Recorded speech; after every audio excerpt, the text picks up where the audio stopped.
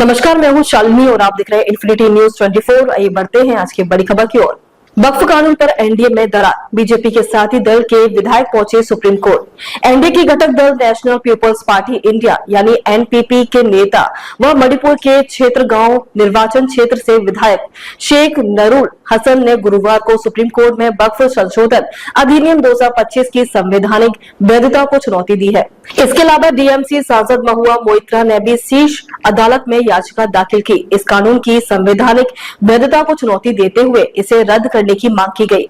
मणिपुर में एनडीए की घटक एनपीपी के विधायक हसन ने शीर्ष अदालत में दाखिल अपनी याचिका में वक्फ कानून में किए गए उस बदलाव को चिंता जाहिर की है जिसमें इस्लाम का पालन करने वाले अनुसूचित जनजातीय यानी एसटी को भी अपनी संपत्ति वक्फ को देने से वंचित किया गया। याचिका में कहा गया है कि यह उनके अपने धर्म का पालन करने के मौलिक अधिकार का उल्लंघन करता है।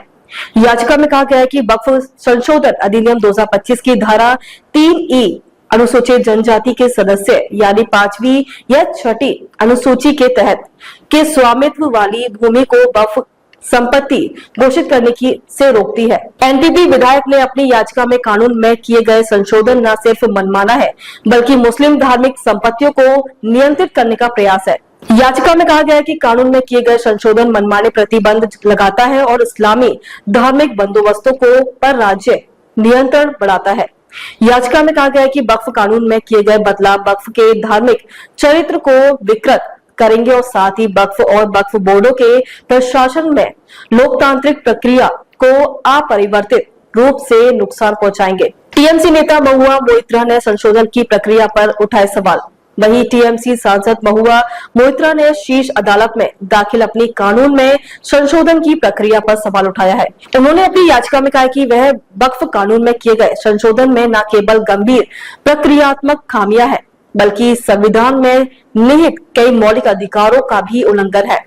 उन्होंने याचिका में कहा है कि कानून बनाने की प्रक्रिया के दौरान संसदीय प्रथाओं के उल्लंघन में वक्फ यानी संशोधन अधिनियम 2025 की असंवैधानिक में योगदान दिया गया।